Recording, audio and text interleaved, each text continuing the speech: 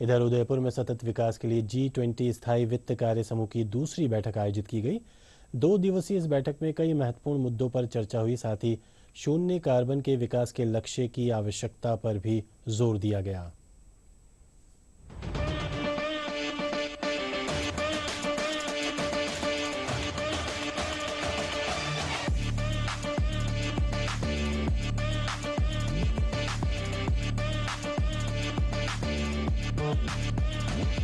राजस्थान के उदयपुर में सतत विकास के लिए G20 स्थायी वित्त कार्य समूह की दूसरी बैठक आयोजित की गई। इसमें शून्य कार्बन विकास के लक्ष्य की आवश्यकता पर गोलमेज चर्चा का आयोजन किया गया।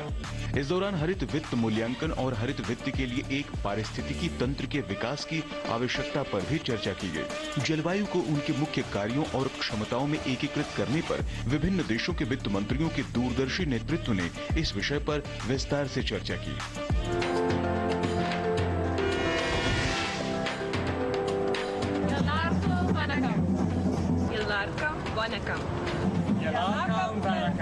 दो दिवसीय बैठक में खाद्य और ऊर्जा सुरक्षा, जलवायु परिवर्तन और संक्रमण पथों को प्रभावित करने वाली वैश्विक व्यापक आर्थिक चिंताओं पर ध्यान केंद्रित किया गया। मजबूत, टिकाऊ, संतुलित और समावेशी विकास कैसे बनाया जाए, इस पर अंतर्राष्ट्रीय नीतिगत चर्चाएं आयोजित की गई।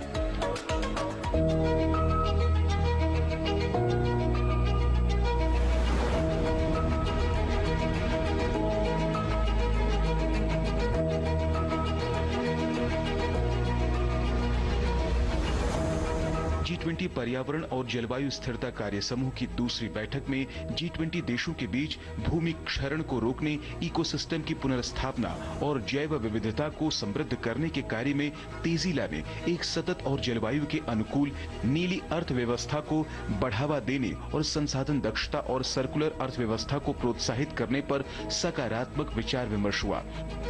Covering a gamut of issues on water management, on integrated water management, flood and drought warning systems, data-based water management, partnerships and collaborations on water management.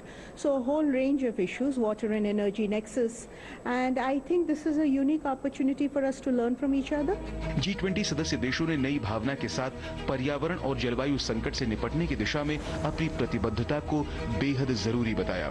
वर्तमान परिदृश्य को ध्यान में रखते हुए सभी G20 देशों ने ठोस वैश्विक प्रयासों की तत्काल जरूरत और कार्रवाई की आवश्यकता पर सहमति व्यक्त की।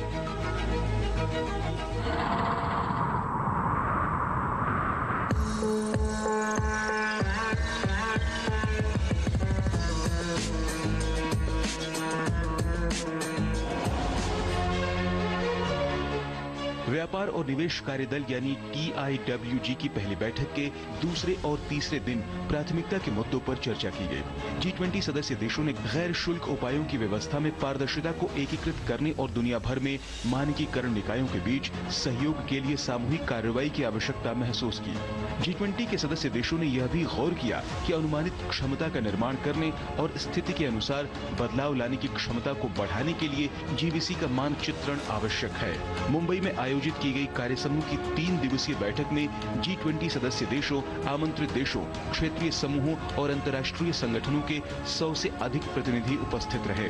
विचार विमर्श सतत विकास लक्ष्यों को प्राप्त करने की दिशा में प्रगति करते हुए विशेष रूप से वैश्विक व्यापार और निवेश में तेजी लाने के विषय के समीप रहा।